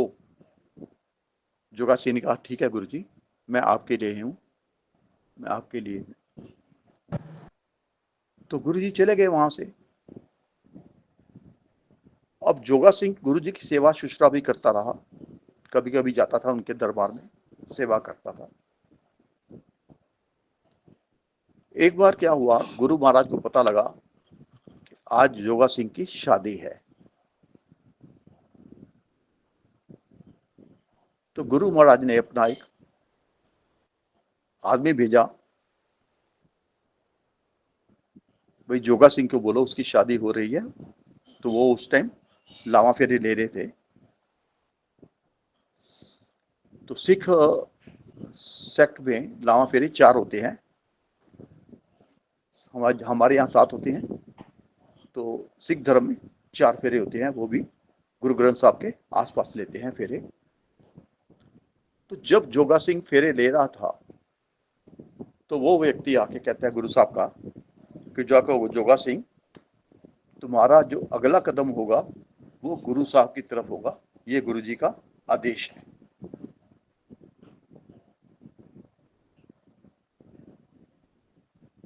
अब जोगा सिंह तो जो गुरु का शिष्य था वहां अटक गया, भाई ठीक है अब मैं गुरु साहब के साथ जा रहा हूं, तो मेरा अगला कदम तो गुरु जी की तरफ होगा। तो लोग कहने लगे भाई जोगा सिंह अपनी लावा पूरी कर ले, 4 लावा पूरी कर ले, 4 फेरे पूरी कर ले अपने आप, और उसके बाद चले जाना। कहता नहीं, मैं इसको अपनी धर्मपत्नी स्वीकार करता हूँ मन कर्म वचन से, पर मेरा जो अगला काम है, अगला स्टेप है मेरा, मेरे गुरु साहब की तरफ से है, तो मैं अब गुरु पास के जाऊंगा। तो वो गुरु की तरफ से निकल पड़ा गुरु आज्ञा का पालन करने के लिए। रास्ते में रात हो गई, तो कहीं धर्मशाला में रुक गया वो। तो जब रात हुई काफी, तो उसको घुंघरों की आवाज, गाने बजाने की आवाज सुनाई दी। तो उसने बाहर निकल के देखा, धर्मशाला के सामने एक कोठा है, उसके ऊपर वैश्य है, बड़ी सुंदर है, वहां से आवाज आ रही है। तो वो उसका रूप देख के, गाना बजाना देख के लालायित हो गया कि मेरे को भी जाना चाहिए वैश्य के पास, उसके रूप का साधन करना चाहिए। तो जोगा सिंह वहां से वैश्य के पास गया। तो नीचे ही चौकीदार ने उसे, जो बॉडीगार्ड था वहां का, उसने जोगा सिंह को रोका, कहाँ जा रहा है? जोगा सिंह कहने लगा ऊपर जा रहा हूं। तो वो कहने लगा ऊपर अभी टाइम लगेगा, और भी हैं, तो थोड़ी देर बाद में आना, अभी जाओ। अब जोगा सिंह को नींद कहाँ आती। थोड़ी देर बाद वो फिर भी ऊपर गिर जाने की कोशिश करने लगा। फिर चौकीदार ने रोक लिया, अरे भाई अभी तुम्हें बोला ना, अभी ऊपर बंदे हैं, आदमी हैं, अभी तुम्हारी टर्न नहीं है, थोड़ी देर बाद आना। तो इस तरह जोगा सिंह 2-3 बार ऊपर जाने की कोशिश की, तो चौकीदार ने उसे वापस भेज दिया। जब पाँव फटने लगी, जोगा सिंह दोबारा गया, अगली बार गया, भाई अब तो ट्राई करूं, अब तो सब चले गए होंगे। फिर उस चौकीदार ने उसे फटकार दिया, तू गुरु का सिख है, गुरु का भक्त है, तू कहां गंदगी में जा रहा है यार, तू जा अपने काम से जा, जहां से आया है। तो जोगा सिंह को सूझ आई, तो वहां से वो गुरु साहब के पास चला गया। तो गुरु साहब का दरबार लगा हुआ था। तो जब गुरु के पास पहुंचा जोगा सिंह कि गुरु महाराज आपने मेरे को बुलाया था, मैं हाजिर हूं, तो उनके पास चरण छूकर वहां पे बैठ गया। तो गुरु जी उस टाइम उपकाई ले रहे थे, मतलब जैसे उबासी बोलते हैं पंजाबी में। तो उससे लगा गुरु जी रात को सोए नहीं। तो पूछता है गुरु से, मजाक करता है कि क्या बात गुरु साहब, आप रात को सोए नहीं क्या, उपकाई ले रहे हैं? तो गुरु जी कहते हैं जोगा सिंह तूने मेरे को सोने कब दिया, तू बार बार वैश्य के पास जाता था, मैं तेरी चौकीदारी कर रहा था वहां पे, तेरे को वापस भेज रहा था कि तू उस गंदगी में ना गिरे, और अंत में मेरे को तेरे को डांटना पड़ा कि तू कहाँ जा रहा है, गुरु का सिख होकर गलत रास्ते पे जा रहा है, तो तूने मेरे को सोने का दिया। वो चौकीदार नहीं, वो मैं ही था जो तेरी रक्षा कर रहा था। तो ये हमारा गुरु होता है जो हमारी हर जगह रक्षा करता है। तो इसलिए यहाँ पे भी यही लिखा हुआ है कि हमारी इंद्रियां, अब जोगा सिंह की इंद्रियां विचलित हो गई थी, पर गुरु ने रोका ना उन्हें। तो इसीलिए हमें गुरु पदाश्रय लेना चाहिए, भगवान की शक्ति में, भगवान की भक्ति में, भगवान की उसमें सृष्टि में हमें विश्वास होना चाहिए, तो हम सफल जरूर होंगे। ये मेरे ख्याल से इस अध्याय का अर्थ है। हमें सिर्फ बुद्धि होना चाहिए, बुद्धि हमारी भटकनी नहीं चाहिए, और हम समझाने से हमें समझना चाहिए हम गलत रास्ते जा रहे हैं, गुरु समझा रहा है, हमारे अच्छे के लिए समझा रहा है, हमें अच्छा काम करना चाहिए, उसे स्वीकार करने की हमें बुद्धि भी होनी चाहिए। यही शायद इस अध्याय का अर्थ है। गलती हो गई तो क्षमा चाहूंगा। हरे कृष्णा। बहुत अच्छा, बहुत अच्छा। बहुत बहुत धन्यवाद प्रभु जी। प्रभु जी हरि बोल। धन्यवाद माता जी, धन्यवाद। अंजलि माता जी, अंजलि सिंह माता जी, हरे कृष्णा। हरे कृष्णा प्रभु जी, हरे कृष्णा से भक्तों के चरणों में दंडवत प्रणाम। जी 69 नंबर श्लोक पढ़िए माता जी। जी 69 तो हो चुका है ना, 70 नंबर है ना? हाँ जी माता जी, सॉरी, माफ करना। जी माता हाँ 70 नंबर। जी। आपूर्णमानमचल चल प्रतिष्ठम समुद्रमापा प्रविशन्ति यद्वता तद्वकामाय प्रविशन्ति सर्वे सा शान्तिमाप्नोति न कामकामी। जो पुरुष समुद्र में निरंतर प्रवेश करती रहने वाली नदियों के समान इच्छाओं के निरंतर प्रवाह से विचलित नहीं होता और जो सदैव स्थिर रहता है, वही शांति प्राप्त कर सकता है, वह नहीं जो ऐसी इच्छाओं को तुष्ट करने की चेष्टा करता हो। तात्पर्य, यद्यपि विशाल सागर में सदैव जल रहता है, किंतु वर्षा ऋतु में विशेषतया या अधिकाधिक जल से भरता जाता है, तो भी सागर उतने पर ही स्थिर रहता है। ना तो वह विक्षुब्ध होता है और ना तट की सीमा का उल्लंघन करता है। यही स्थिति कृष्ण भावना भावित व्यक्ति की है। जब तक मनुष्य शरीर है, तब तक इंद्रिय तृप्ति के लिए शरीर की मांगें बनी रहेंगी, किंतु भक्त अपनी पूर्णता के कारण ऐसी इच्छाओं से विचलित नहीं होता। कृष्ण भावना भावित व्यक्ति को किसी वस्तु की आवश्यकता नहीं होती, क्योंकि भगवान उसकी सारी इच्छाएं पूरी करते रहते हैं। अतः वह सागर के तुल्य होता है, अपने में सदैव पूर्ण। सागर में गिरने वाली नदियों के समान इच्छाएं उसके पास आ सकती है, किंतु वह अपने कार्य में स्थिर रहता है और इंद्रिय तृप्ति की इच्छा से रंच भर भी विचलित नहीं होता। कृष्ण भावना भावित व्यक्ति का यही प्रमाण है। इच्छाओं के होते हुए भी वह कभी इंद्रिय तृप्ति के लिए उन्मुख नहीं होता, क्योंकि वह भगवान की दिव्य प्रेमा भक्ति में तुष्ट रहता है। अतः वह समुद्र की भांति स्थिर रहकर पूर्ण शांति का आनंद उठा सकता है। किंतु दूसरे लोग जो मुक्ति की सीमा तक इच्छाओं की पूर्ति करना चाहते हैं, फिर भौतिक सफलताओं का क्या कहना, उन्हें कभी शांति नहीं मिल पाती। कर्मी, मुमुक्ष तथा वे योगी, सिद्धि के कामी है, ये सभी अपूर्ण इच्छाओं के कारण दुखी रहते हैं। किंतु कृष्ण भावना भावित पुरुष भगवत सेवा में सुखी रहता है और उसकी कोई इच्छा नहीं होती। वस्तुतः वह तो तथाकथित भवबंधन से मोक्ष की भी कामना नहीं करता। कृष्ण के भक्तों की कोई भौतिक इच्छा नहीं रहती, इसलिए वे पूर्ण शांत रहते हैं। जी माता जी, बोलने का धन्यवाद प्रयास माता जी। करती हूँ। जरा आप भी विवेचन कीजिए इसका, इसके अर्थ कहने का अनुवाद जो समझ मैं में प्रयास आया। करती हूँ। जी माता जी। जी, मेरे से कोई गलती हो जाए तो क्षमा कीजिएगा प्रभु जी। मैं बोलने का प्रयास करती हूँ जितना मुझे समझ में आ रहा है गुरु के कृपा से। तात्पर्य में जैसे दिया है कि यद्यपि विशाल सागर में सदैव जल रहता है, किंतु वर्षा ऋतु में विशेषतया या अधिकाधिक जल से भरता जाता है, तो भी सागर उतने पर ही स्थिर रहता है। ना तो वह विक्षुब्ध होता है और ना तट की सीमा का उल्लंघन करता है। यही स्थिति कृष्ण भावना भावित व्यक्ति की है। जैसे कि यहाँ पे मुझे ये समझ में आ रहा है, जिस प्रकार से सागर में जब वर्षा ऋतु होती है, तो जो विशाल जो समुद्र होता है, उसमें बहुत ही पानी भर जाता है, फिर भी वो जो है सागर जो है उतने पे स्थिर, मतलब सागर का जो जल है वो उतने में ही स्थिर रहता है।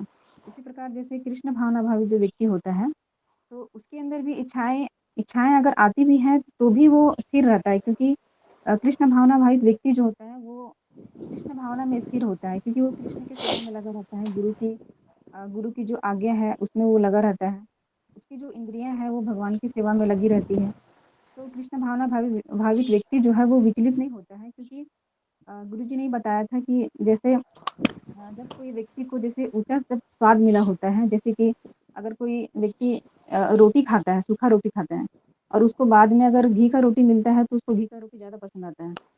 उसी प्रकार से जो कृष्ण भावना भावित व्यक्ति होता है उसको ऊँचा सुख प्राप्त हो चुका होता है, जो कृष्ण भावना है। तो उसके बाद उसको अगर कोई भौतिक इच्छा भी उसके मन में आएगी तो उसको वो चीज़ नहीं चाहिए होगा, क्योंकि उसको ऊँचा सुख प्राप्त हो चुका होता है। तो वो अपने आप में पूर्णता महसूस होता है, क्योंकि कृष्ण भावना भावित व्यक्ति जान चुका होता है कि मैं आत्मा नहीं सॉरी मैं शरीर नहीं आत्मा हूँ और मैं भगवान का सेवक हूँ और मेरा जो कार्य है वो भगवान का सेवा करना है और आत्मा का जो स्वभाव होता है वो भगवान का सेवा करना होता है। इसीलिए कृष्ण भावना भावित व्यक्ति भगवान का सेवा करके वो पूर्णता का मतलब पूर्णता का जो है अनुभूति करता है, उसको कुछ और चीज़ का मतलब की ज़रूरत नहीं रहता। तो मुझे यही समझ में आ रहा है। तो यहाँ पे लिखा है कि जैसे जब तक मनुष्य शरीर है तब तक इंद्रिय तृप्ति के लिए शरीर की माँगें बनी रहेगी। तो जब तक कोई भी शरीर है तो उसको उसकी जो इंद्रियाँ हैं वो विषय भोग तो करना ही चाहेंगी। लेकिन जैसे ही कृष्ण भावना भावित व्यक्ति जान जाता है कि मेरा जो असली स्वरूप है वो क्या है, कि मैं आत्मा हूँ, तो उसको इस सब चीज़ का ज़रूरत नहीं होगा। किंतु भक्त अपनी पूर्णता के कारण ऐसी इच्छाओं से विचलित नहीं होता। तो वही चीज़ यहाँ लिखा हुआ है। उसके बाद कृष्ण भावना भावित व्यक्ति को किसी वस्तु की आवश्यकता नहीं होती, क्योंकि भगवान उसकी सारी आवश्यकताएँ जो है पूरी करते रहते हैं। तो कृष्ण भावना भावित व्यक्ति की जो नॉर्मल जो आवश्यकताएँ होती हैं, जैसे कि रोटी, कपड़ा, मकान, तो ये तो भगवान उसको देते ही हैं, क्योंकि जो संसार के लोग हैं वो लोग भक्ति नहीं करते फिर भी भगवान उनको सब कुछ देते ही हैं। तो जो भक्ति कर रहा है भगवान को, तो उसको भगवान कैसे नहीं पूर्ण करेंगे। तो जो भी उनकी नॉर्मल उसकी आवश्यकताएँ होती हैं, वो तो भगवान पूरी करते ही हैं। तो कृष्ण भावना भावित व्यक्ति को कुछ और चीज़ की मतलब की आवश्यकता नहीं रहती। अतः वह सागर के नहीं होती, क्योंकि भगवान उसकी सारी आवश्यकताएँ पूरी करते रहते हैं, अतः वह सागर के तुल्य होता है। तो भगवान उसकी इच्छाएँ को पूरी तो करते ही हैं, तो वो एक सागर के जैसा ही है और उसको कुछ नहीं चाहिए। अपने में अपने में सदैव पूर्ण, सागर में गिरने वाली नदियों के समान इच्छाएँ उसके पास आ सकती है, किंतु वह अपने कार्य में स्थिर रहता है और इंद्रिय तृप्ति की इच्छा से रंच भर भी विचलित नहीं होता। कि जैसे कि मैंने बताया कि कृष्ण भावना भावी व्यक्ति जो होता है, वो स्थिर रहता है, तो उसको अगर इच्छाएँ भी भौतिक इच्छाएँ भी आएगी तो उसको कोई फ़र्क नहीं पड़ता है उसको। उसके बाद कृष्ण भावना भावित व्यक्ति का यही प्रमाण है, इच्छाओं के होते हुए भी वह कभी इंद्रिय तृप्ति के लिए उन्मुख नहीं होता। चूँकि वह भगवान की दिव्य प्रेमा भक्ति में तुष्ट रहता है, अतः वह समुद्र की भाँति स्थिर रहकर पूर्ण शांति का आनंद उठा सकता है। तो कृष्ण भावना भावित व्यक्ति जो होता है वो भगवान की दिव्य प्रेमा भक्ति में ही तुष्ट रहता है। मतलब वो पूर्णता का अनुभूति जो है उसको हो चुका है। इसके लिए उसको जो है भौतिक जो उसकी इच्छाएँ हैं आने के बाद भी उसको रंच भर भी विचलित नहीं करता।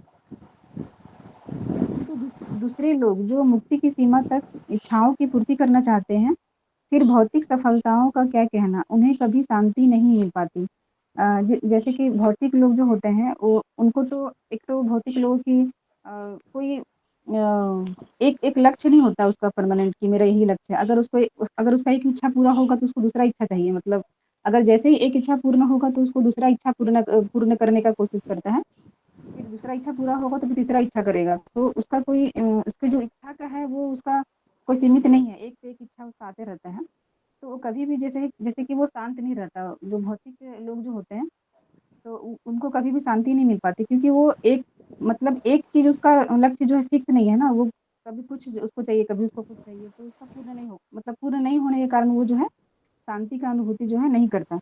लेकिन कृष्ण भावना भावित व्यक्ति जो है उसका लक्ष्य एकदम निर्धारित है कि हाँ, उसको भगवान की सेवा करना है और गुरु का जो आज्ञा है उसका पालन करना है और गुरु को संतुष्ट करना है। उसको इसके अलावा कुछ भी नहीं चाहिए और भगवान की सेवा करना है। इसके लिए वो क्या है, संतुष्ट रहेगा, उसको और भी कुछ का ज़रूरत नहीं है। तो वो क्या है, शांति का अनुभूति करेगा हमेशा।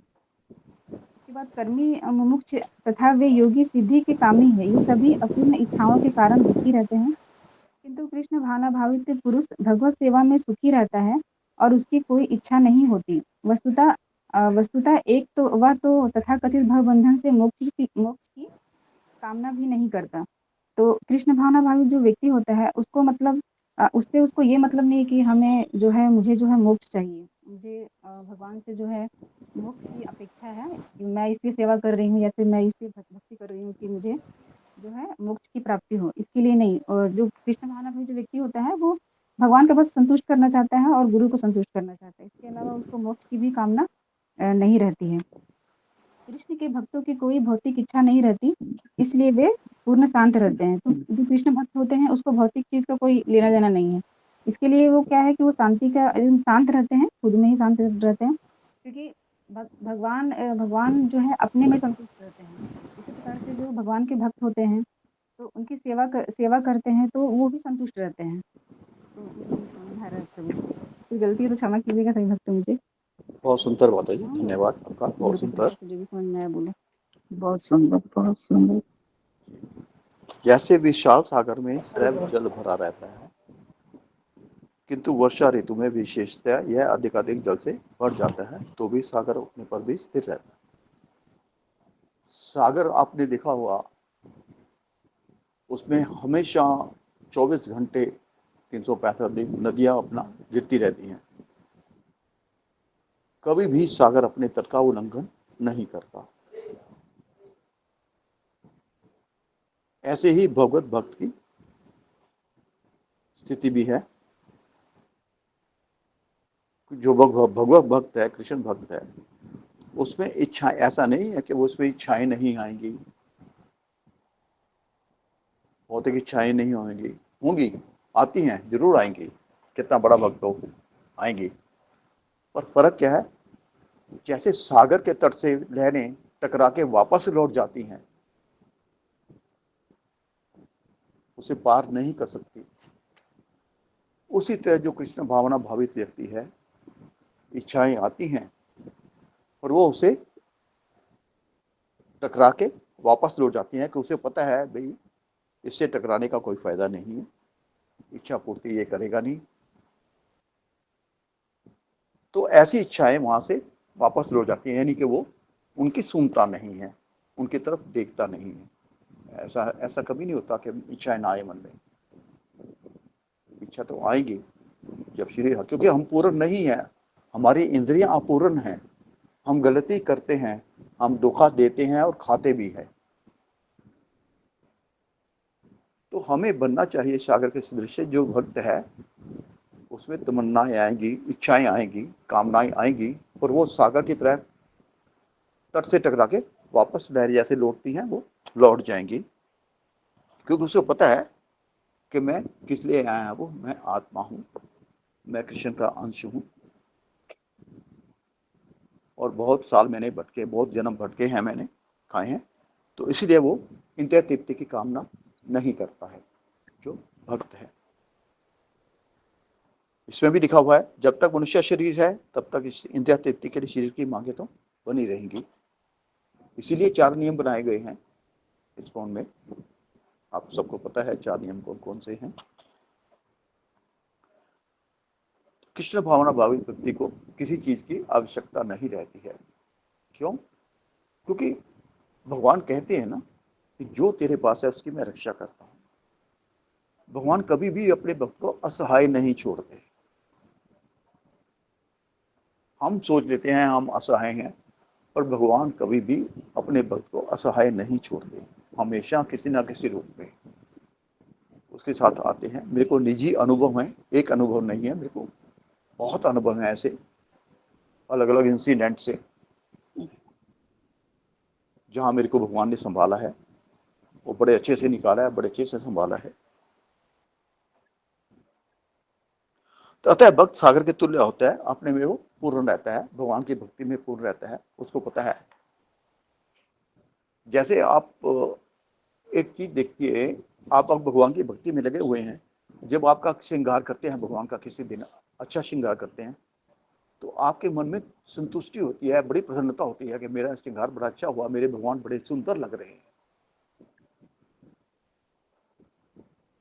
या आप किसी ऐसे अनजाने व्यक्ति की सहायता करते हैं जो आपको नहीं जानता, तो आपके मन में प्रसन्नता रहती है, अंदर एक अजीब सी प्रसन्नता रहती है, वो अनुभव रहता है।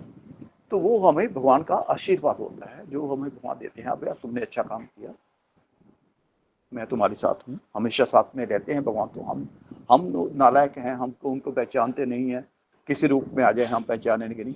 आज भगवान हमारे घर पे आ जाए, हमारे द्वार पे आ जाए, हम उन्हें ढोंगी क्या के लौटा देंगे? भाई नहीं, आप भगवान कैसे हो सकते हो? तो पर भगवान हमारे साथ हमेशा रहते हैं, हमारी सहायता करते रहते हैं, दुख सुख में साथ होते हैं, हमेशा होते हैं। तो हमारी जो भौतिकवादी हैं, जिनका अपने पे कंट्रोल नहीं है, वो कामना पे कामना करते रहते हैं, वो कभी संतुष्ट नहीं होते। और फिर उनका ऐसा समय आता है जब उनको संभालने वाला भी कोई नहीं रहता। मैं जानता हूँ अपने रिश्तेदार में एक ऐसे व्यक्ति को जानता हूँ, बहुत पैसे वाला था, बहुत बिजनेस था उसका, और किसी टाइम उसकी बिजनेस में तूती बोलती थी, पर उसकी इच्छाएं और बड़ी, जैसे जैसे इच्छाएं, आपकी सामाजिक प्रतिष्ठा बढ़ती रहती है, आपकी इच्छाएं बढ़ती रहती हैं। उसने और फैलाने की अपने बिजनेस कोशिश की, बैंकों से लोन लिया। हुआ क्या कि बाद में वो जो लोन का पैसा था वो ऐश्वर्य के कामों में खर्च हो गया। जब इच्छाएं कंट्रोल में नहीं होती तो ऐसे ही काम होते हैं। जो बैंक से लोन लिया, उसका एंड यूज नहीं हुआ, तो वो भौतिक कार्य में खर्च हो गया। उससे क्या हुआ, तो वो दिवालिया हो गया, उसका मकान बिक गया, दुकानें बिक गई, बिल्कुल गरीब हो गया, सब कुछ छीन लिया बैंक वालों ने उसे। तो वहाँ से भाग के अब हमारे अम्बाले के नज़दीक एक गांव है, अच्छा कस्बा है, उसमें आके उसने शरण ली है, मकान किराए पे लिए, अब कहीं दुकान पे जॉब कर रहा है। एक मालिक जो था, अपनी इच्छाओं के कारण, अनियंत्रित इच्छाएं जिसे बोलते हैं, अनियंत्रित इच्छाओं के कारण टॉप से पॉप हो गया। तो इसलिए एक भगवत भक्ति ऐसी कभी स्थिति नहीं आती, क्योंकि भगवान उसको अकेला छोड़ते ही नहीं है। तो यही इसमें दिया गया है। वह जो, क्योंकि वो भक्त इच्छा की तुष्टि करने की कोशिश नहीं करता, उसे पता है जो भगवान देखे मेरे लिए सही है, वो खामखा उसमें दूसरे उसमें पड़ता ही नहीं है झंझटों में। उसे पता है दूसरे झंझट में फंस गया तो भगवान की भक्ति छूट जाएगी। तो इसलिए आत्म तुष्ट रहता है वो व्यक्ति। तो मेरे को तो यही समझ में आया इसमें। तो 4:30 होने को हैं, अगर मेरे से कोई आज गुस्ताखी हो गई हो, नहीं प्रभु जी, नहीं मैं कभी। क्षमा चाहूंगा। आपने बहुत अच्छा समझाया। हरी बोल बहुत सुंदर प्रभु जी। हरे हरे सुंदर प्रभु जी, दंडवत प्रणाम। सभी भक्त चरणों हरे में कृष्ण सहयोग गुरु के जी लिए धन्यवाद। प्रभु जी आपको गुरु चरणों में